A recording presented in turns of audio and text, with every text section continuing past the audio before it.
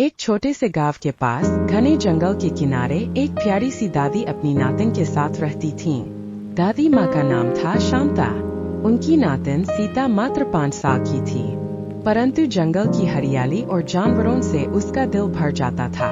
शांता जी बुढ़ापे की मार झेल रही थीं, पर सीता की देखभाल और प्यार उन्हें हर दुर्हक से ऊपर उठा देता था। हर सुबह सूरज की पहली किरणों के साथ शांता जी और सीता जंगल में घूमने निकल जाती थीं।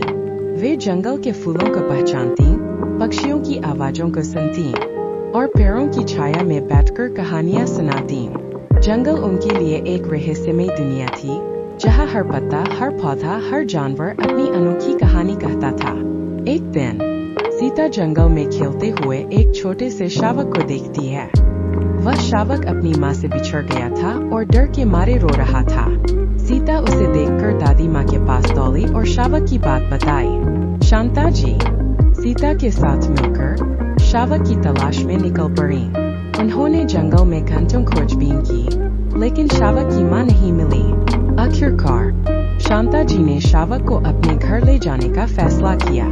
उन्होंने उसे दूध पिलाया और उसकी देखभाल की। धीरे धीरे शावक दादी माँ और सीता से लगाव रखने लगा। वह उनके साथ जंगल में खेलता और उनके साथ सोता। दिन बीतते गए और शावक बड़ा होता गया। वह अब एक शक्तिशाली जानवर बन चुका था, परंतु वह दादी माँ और सीता से कभी दूर नहीं हुआ। वह हमेशा उनकी रक्षा करता और उनके साथ रहता।